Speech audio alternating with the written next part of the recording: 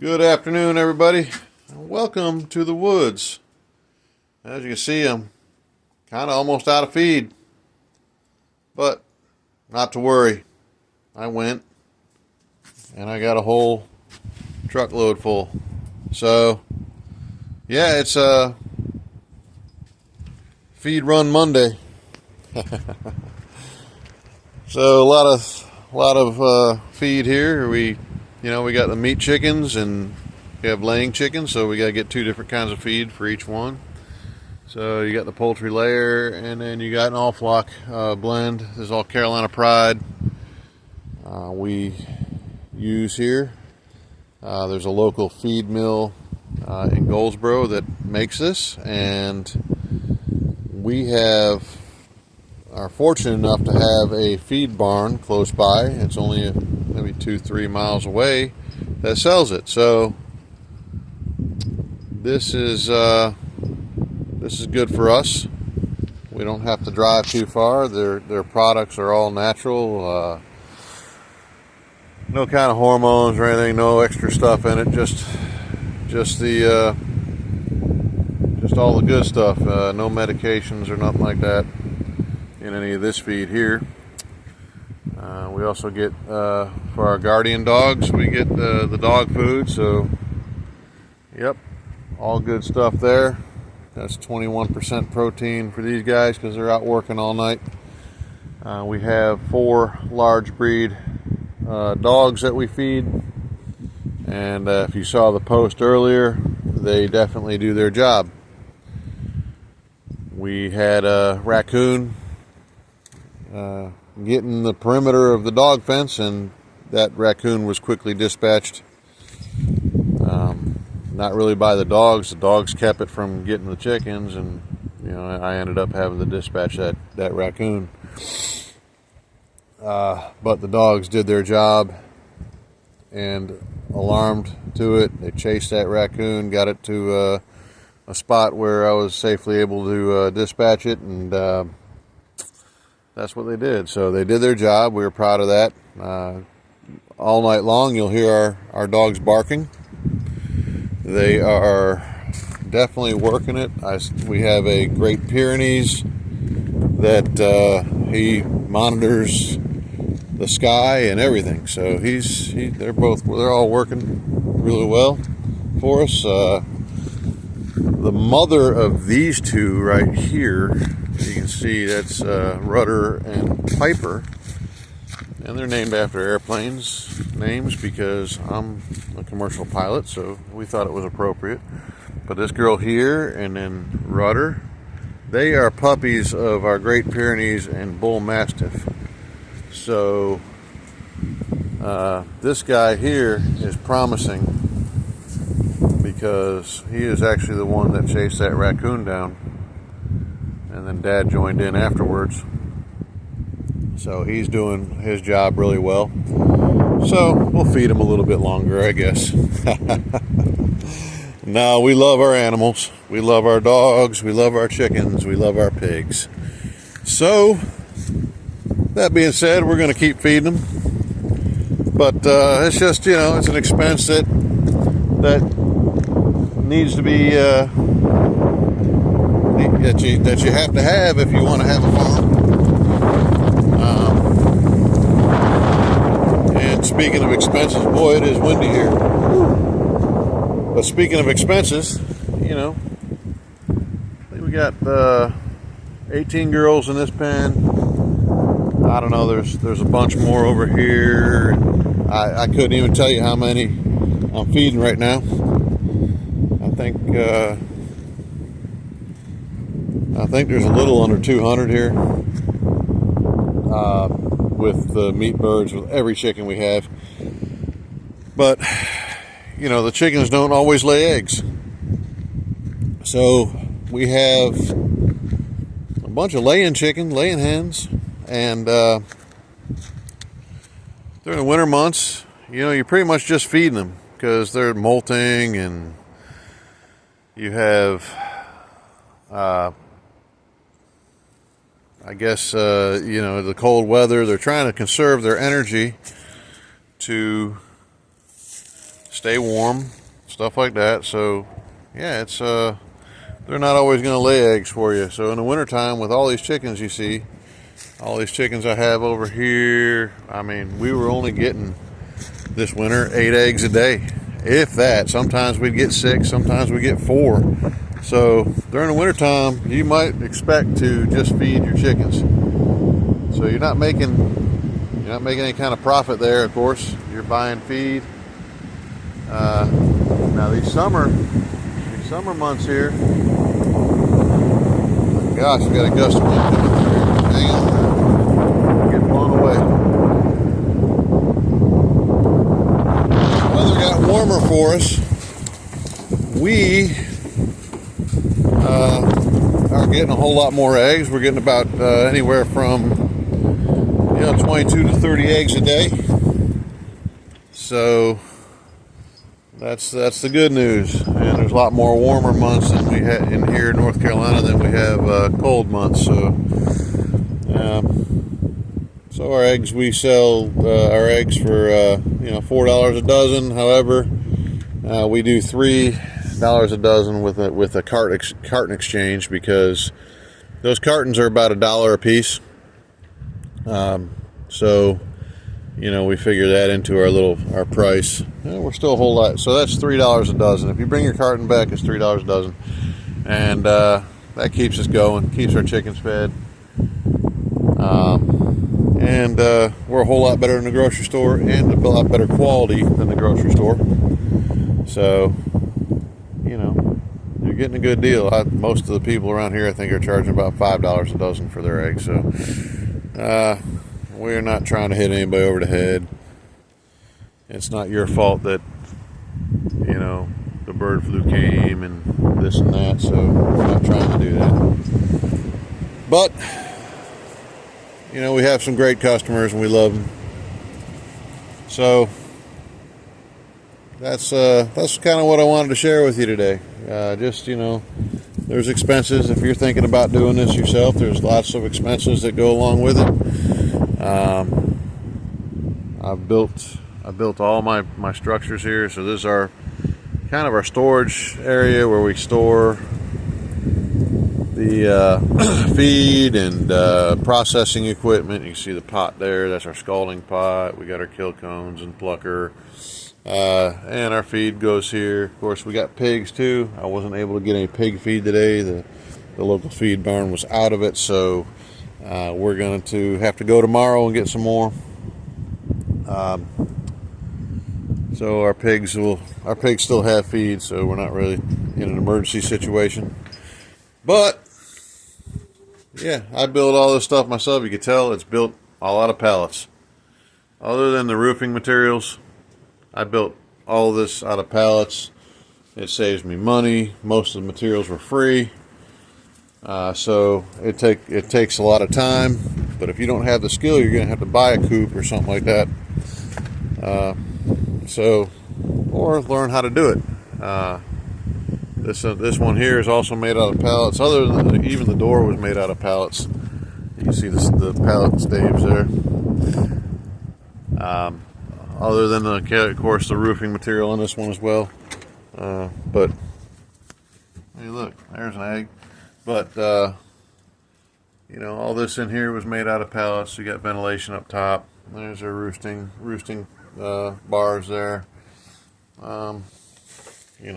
Sure, we got, oh yeah, there's the girls. They're all in the nesting boxes. They're getting ready to lay. So we got a bunch of them in here. I'm sure there's eggs underneath them already. So yeah, back to infrastructure. My ADHD is kicking in. I'm getting distracted. So back to infrastructure. Of course, with the meat chickens, you have chicken tractors. So we're pasture raising these birds. So we put them in these chicken tractors right here, and that allows us to put them out in the green pasture, which we had to buy grass for and plant and clear land. And so we'll be moving the chickens out there as soon as they come out of brooder room, which we built, another piece of infrastructure, a brooder room.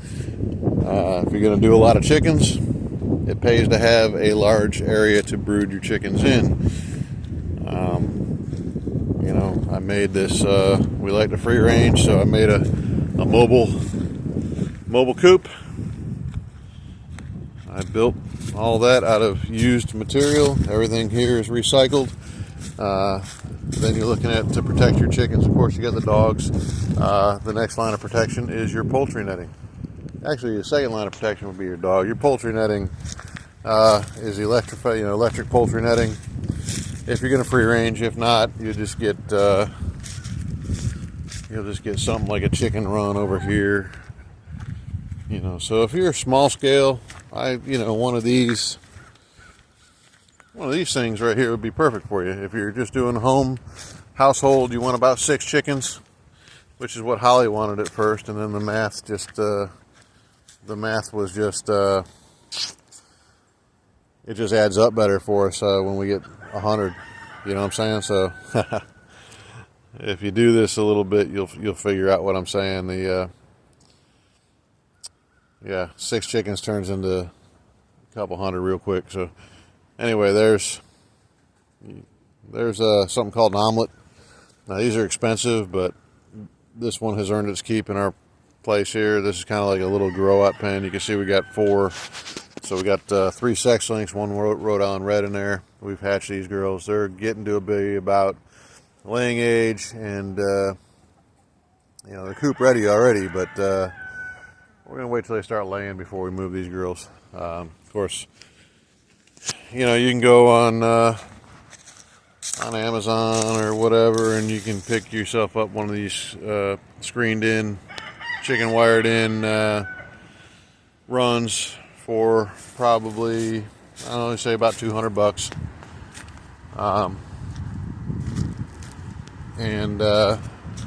Of course, I built that. Everything here I've built. The coop back there is made out of an old grain bin. We actually ended up purchasing that, a couple $100, I think, but I thought it was a cool thing, cool idea. So, and then of course I do a lot of stuff with pallets. There's another one of our pallet coops. This one is going to be a grow out pen. We have not, we don't have anything in it right now, so it's going to be a grow out pen for what we have in our brooder house there. So we got a bunch of chickens in there right now. I think there's 38 hatchlings in there. We got an egg on the ground right there, and of course this is another laying pen, and there's a bunch of chickens on the inside right there yet that you can't see. I'm not going to walk in there, but got an egg on the ground. So this guy's quite vocal. He's a good rooster. He protects his girls. We like him. Anyhow, just to give you an idea, just some of the expenses that are involved with, if you want to start your own egg laying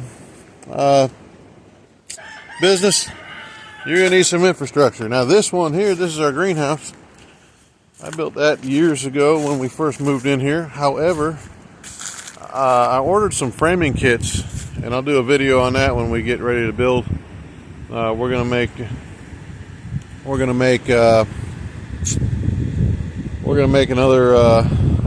another greenhouse out of the framing kits. They look like a barn, and then turn this into a brooder house. Because you can see this brooder house, it's got plastic. It's wrapped in plastic, and it really hasn't held up well. We've patched it.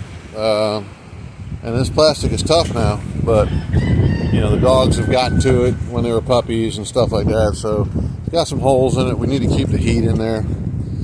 So we are going to, I think, eventually take our greenhouse, build a new greenhouse, and make this a brooder house. And that'll help us out. And we'll put maybe some walls in there with some chicken wire and stuff that we can separate different birds and make a little storage. But that's we're just repurposing things, that's all. And then of course, this is our first time with pigs, so I can't really give you any advice on that other than they eat. You want to keep them friendly if you're gonna eat them. So you want them to come to you, and these guys will definitely come to you. They are very friendly and loving. And that right there is Pork Chop. What's up, Pork Chop? How are you, buddy? See, you can pet them. They love on you. Yeah. Hey, this one here is Crispy Bacon and Pork Chop. Yep. And their pen is made out of recycled pallets that I found local here.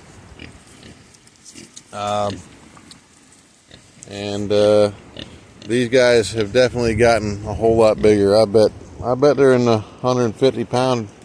This guy here is about 150 pounds. That guy's a little bit smaller. But with the pen, I've also put so they don't root up underneath the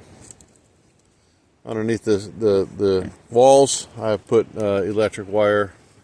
You can see the yellow insulators. And then we got a pig nipple water over there. So, yep. These guys are definitely cool. I do got to get in here. So they go to the bathroom only in one spot. I definitely do got to get in here and clean up. I got a pitchfork, so I'm going to go ahead and clean up this area. And, put this out in the compost and let it compost out. Hey, guys. Hey, guys. Yeah. All right. Yep. They're definitely fun, though. They're definitely fun. They're kind of like dogs. Every once in a while you pet them and they'll sit on their back legs. They just like to be loved a little bit. But, yeah, definitely a first-time experience with pigs. So, we're going to see how this goes, and maybe we're going to start getting into pigs pretty soon. There's our pasture again. So hopefully, I'm kind of enjoying the pigs. So hopefully it'll go well for us, and we'll have something else. But we started with chickens. It was the easiest thing to do, and like I said, you're going to have a lot of expenses. This is a first-generation farm. So we're starting it. Hopefully, this will allow me to get out of what I do for my real job. Which I'm not saying this isn't a real job. This is always full time for me. But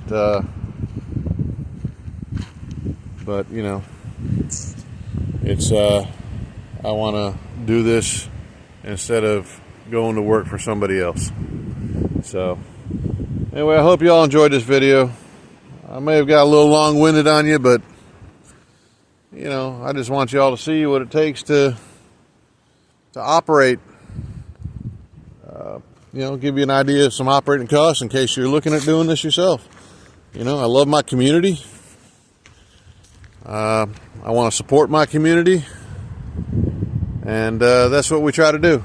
And we try to keep our costs at a minimum so we can do that. And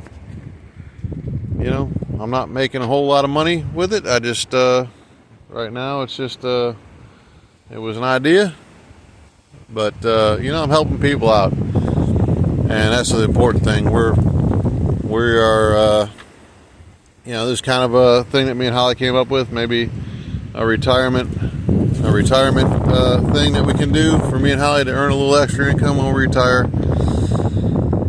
Maybe pass along to our kids and let them run it afterwards. So, and if we can build it good enough and let them have it, then that's what we're going to do. I always try to prepare for the future. Anyway, y'all, like I said, I hope you enjoyed the video. God bless you, and good luck.